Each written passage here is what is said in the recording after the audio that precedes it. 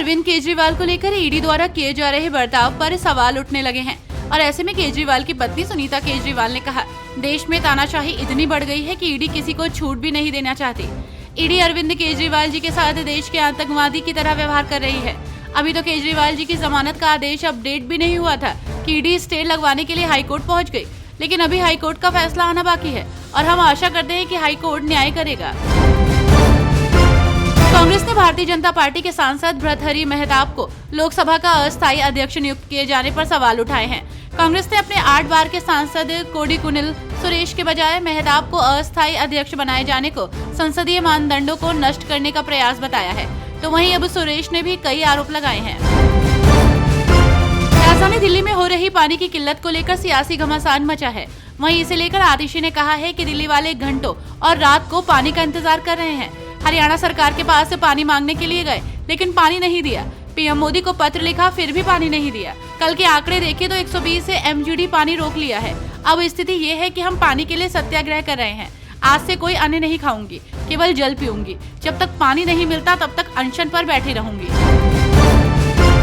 हिमाचल प्रदेश में उपचुनाव को लेकर तैयारियां शुरू कर दी गई हैं और ऐसे में नालागढ़ विधानसभा उपचुनाव के लिए भाजपा प्रत्याशी केएल ठाकुर ने नामांकन किया है।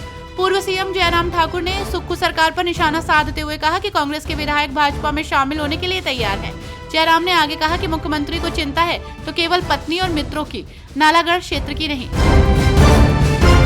लोकसभा चुनाव के बाद अब उपचुनाव को लेकर सियासी घमासान छिड़ा हुआ है। जेडीयू से बागी बीमा भारती को महागठबंधन ने आरजेडी से उम्मीदवार बनाया है, तो वहीं जेडीयू के टिकट पर कालाधर मंडल चुनावी मैदान में है। निर्दलीय प्रत्याशी के तौर पर शंकर सिंह भी एलजेपी से इस्तीफा देकर चुनावी मैदान में है और ऐसे में सबकी निगाहें पूर्णिया के सांसद पप्पू यादव पर टिकी हैं। आखिर पप्पू यादव किसकी तरफ जाएंगे?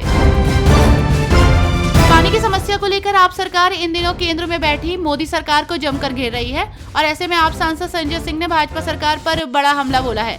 उन्होंने कहा कि दिल्ली वालों ने भाजपा को 7 सीटें दी हैं, इसके बाद भी उन्हें उनके हक का पानी नहीं दे रहे हैं। जल संकट भाजपा की ओर से प्रायोजित है, वो दिल्ली का पेयजल रोक रही है। सवाल ये है कि दिल्ली को उसके हक का 100 एमजीडी पानी जो वर्षों से मिलता आ रहा है, उसे क्यों रोक रहे हैं?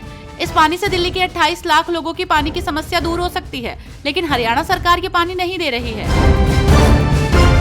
हिमाचल प्रदेश के मुख्यमंत्री सुखविंदर सिंह सुक्खू ने जयराम ठाकुर पर निशाना साधा है। उन्होंने कहा कि जयराम ठाकुर को सरकार बनाने का सपना छोड़ देना चाहिए, उन्हें 9 विधायकों की चिंता करनी चाहिए। सीएम ने आगे कहा कि 6 बिकाऊ पूर्व विधायक अपने कामों के लिए ब्लैकमेल करते थे, उन्होंने लोगों की समस्याओं को कभी नहीं उठाया। महाराष्ट्र का सियासी पारा इन दिनों हाई चल रहा है और ऐसे में ओबीसी नेता लक्ष्मण हाके और नवनाथ वाघमारे बड़ी गोदरी में ओबीसी आरक्षण प्रभावित नहीं होने की मांग को लेकर 9 दिनों से भूख हड़ताल पर हैं। महाराष्ट्र सरकार के एक प्रतिनिधि मंडल ने लक्ष्मण और नवनाथ वाघमारे से मुलाकात की और उनसे अनशन खत्म करने का अनुरोध किया, लेकिन हाके और वाघमारे आंदोलन पर अड़े हुए हैं। मध्य प्रदेश में आज 10वें अंतर्राष्ट्रीय योग दिवस के मौके पर प्रदेश भर में योगाभ्यास कार्यक्रम आयोजित किए गए। प्रदेश के कई शहरों में बारिश के बीच योग किया गया। सीएम डॉक्टर मोहन यादव को राजधानी भोपाल के लाल परेड मैदान पर आयोजित होने वाले योग के मुख्य समारोह में शामिल होना था, लेकिन बारिश ज्यादा होने की वजह से सीएम हाउस में ही सीएम ने योग किया। झारखंड के सरायकेला जिले के मुरुडी में आदिवासी ग्रामीण इन दिनों प्रशासन के खिलाफ उतरे हुए हैं।